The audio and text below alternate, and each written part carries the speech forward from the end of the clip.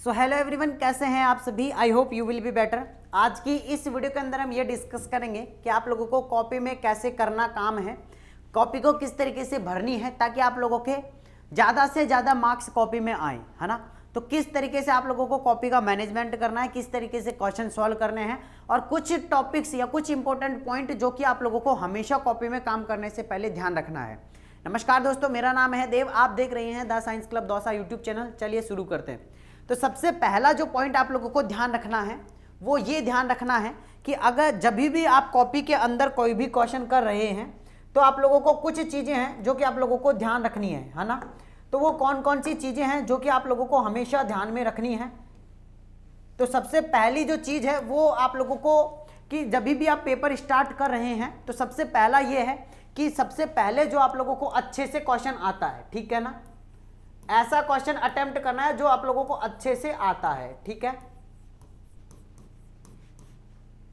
क्योंकि first impression is the last impression. अगर teacher का इंप्रेशन जो है आपकी कॉपी पर सही गया है, यानी कि आपने पहला क्वेश्चन इस तरीके से किया है कि उनको ये लगता है कि हाँ इन्हें कुछ तो आता है, सही ढंग से इन्होंने क्वेश्चन को अटेम्प्ट किया है, तो लास्ट तक आप लोगों की जो कॉपी है वो सही ढंग से चेक होती है ना। लेकिन अगर टीचर को ये पता लग गया कि इसने सिर्फ फर्स्ट क्वेश्चन में ही तुक्के मारे हैं तो लास्ट में क्या किया होगा कुछ अंदाजा नहीं है।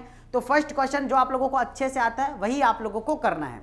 दूसरी सबसे बड़ी चीज आप लोगों को ध्यान रखनी है वो ये है कि आप लोगों को जब भी आप एग्जाम देने जा रहे हैं तो आप लोगों को 2 पेन यूज करने हैं, ठीक है ना।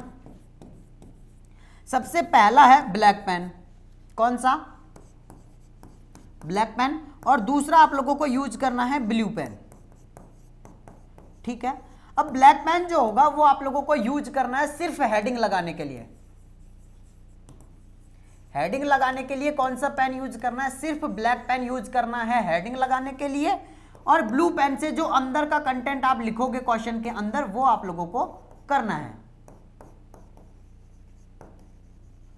ठीक है। यहां तक किसी को कोई दिक्कत नहीं है। यानी कि सबसे पहला जो क्वेश्चन आप लोगों को सही ढंग से आता है वो करना है।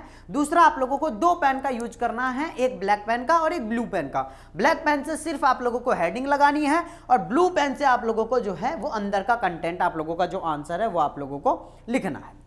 तीसरी सबसे मोस्ट इंपॉर्टेंट चीज ये आती है कि आप लोग जो हेडिंग लगा रहे हैं वो हेडिंग आप लोगों की सही होनी चाहिए, और जो हेडिंग के अंदर आप मीनिंग लिख रहे हैं या जो आप लोग स्पेलिंग लिख रहे हैं वो आप लोगों की सही होनी चाहिए। जैसे ये आप लोगों ने हेडिंग लगाई, अब यहां पर ये आप लोगों ने हेडिंग की स्पेलिंग ही गलत लिख दी तो फिर क्या इंप्रेशन जाएगा, जरा बताइए। तो क्या इंप्रेशन जाएगा कि भाई इसको हेडिंग की मीनिंग ही नहीं आ रही है, यानी कि जो हेडिंग लगा रहा है उसकी मीनिंग नहीं आ रही, तो आगे तो क्या ही लिखे गए।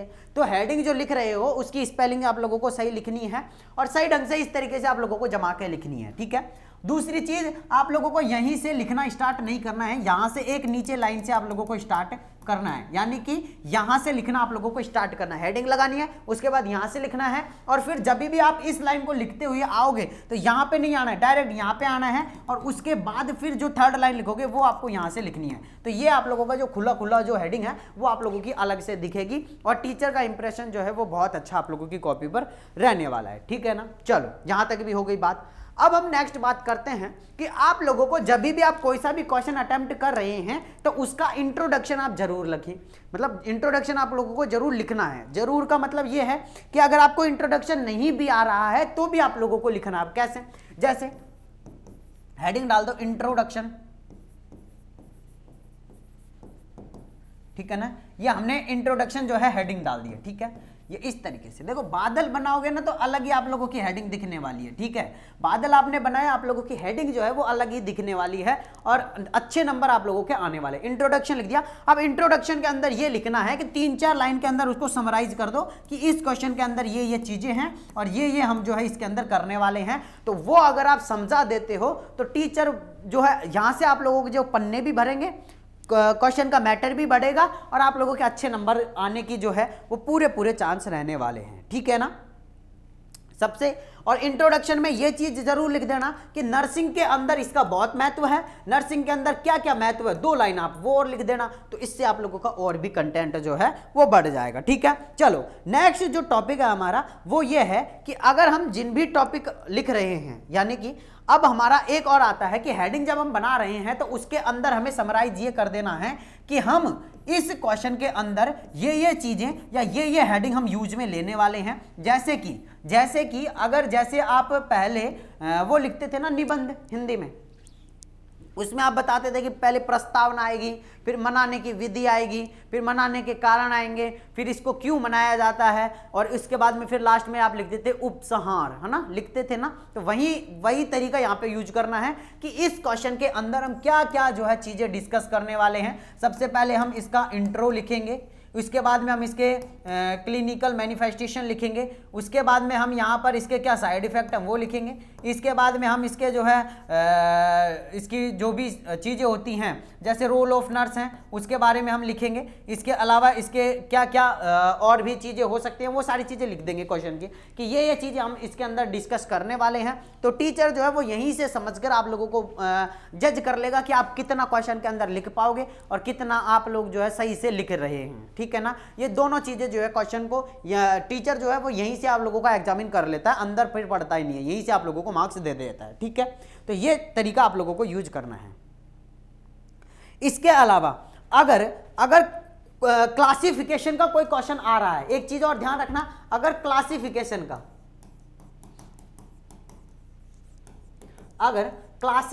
का कोई क्वेश्चन आ रहा है तो आप लोगों को इस तरीके से फ्लो चार्ट बनाना है।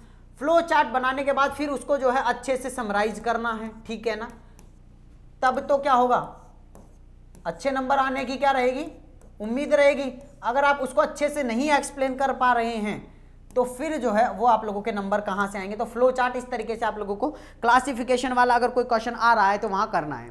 अगर आप इस तरीके से नहीं करते हैं तो आप लोग जो है वो क्लासिफिकेशन वाले क्वेश्चन में इस तरीके से बॉक्स बना दो, फिर यहां पे बॉक्स बना दो, है ना, यहां पे एक बॉक्स बना दो, है ना, फिर यहां पे 2 बॉक्स और बना दो। अगर उसके अंदर जितने हैं जितने बना दो भाई, जैसे इसके अंदर हम 3 बना देते हैं, है ना, इसके अंदर 2 ही बना देते हैं, है ना। इस तरीके से आप लोगों को करना है चीजें, है ना। तो क्लासिफिकेशन वाला क्वेश्चन आ रहा है तो उसमें इस तरीके से आप लोगों को जो है डायग्राम बनाने हैं और यहां पर जो है आप लोगों को करना है। ठीक है ना। अब एक चीज और, जैसे अगर मैं पैथोलॉजी फार्मालॉजी की बात करूं, मतलब फार्माकोलॉजी और पैथोलॉजी की बात करूं, तो देखो फार्मा के अंदर आप लोगों को एक पैथोफिजियोलॉजी लिखनी पड़ती है कई क्वेश्चन के अंदर, है ना। क्या लिखनी पड़ती है, पैथोफिजियोलॉजी। जैसे किसी भी ड्रग है, ड्रग का क्लासिफिकेशन करके और उसके बारे में जब लिखोगे तो पैथोफिजियोलॉजी लिखनी है। तो पैथोफिजियोलॉजी जब भी आप लिखोगे तो आप इस तरीके से लिख सकते हैं, इसके अंदर फिर एक और बादल बना दो, है ना, और बादल के अंदर फिर लिख दो, फिर एक और अगर आपको बनाना है तो इस तरीके से बादल बनाओ और लिखते जाओ। तो इससे क्या है कि टीचर को भी अच्छा लगेगा और अच्छी कॉपी दिखेगी, तो आप लोगों के नंबर जो है वो अच्छे आने की उम्मीद रहेगी। ठीक है, या फिर अगर आप सिंपली बॉक्स बनाते हैं तो आप सिंपली बॉक्स बना दो। ठीक है, इस तरीके से। इससे क्या होगा कि इंपैक्ट पड़ेगा टीचर के ऊपर कि हाँ बंदे को कुछ तो स्किल है इसके अंदर। या फिर अगर आपको इस तरीके से बनाना है तो आप इस तरीके से बना सकते हैं, है ना। मतलब किसी भी तरीके से आप लोगों को कॉपी के अंदर 1-2 डायग्राम तो ऐसे बना के आने हैं ताकि ये लगे कि हाँ भाई कुछ तो किया है इसने, है ना, कुछ तो किया है। ठीक है, ठीक है भाई, इस तरीके से आप लोगों को करना है ना। अब एक चीज और ध्यान रखनी है कि कई बार क्या होता है कि स्टूडेंट्स को जो है पैराग्राफ लिखने की आदत होती है, यहां से लिखते जाएंगे लिखते जाएंगे लिखते जाएंगे, पूरा का पूरा पेज भर देंगे, लिखते लिखते पूरा पेज भर देंगे।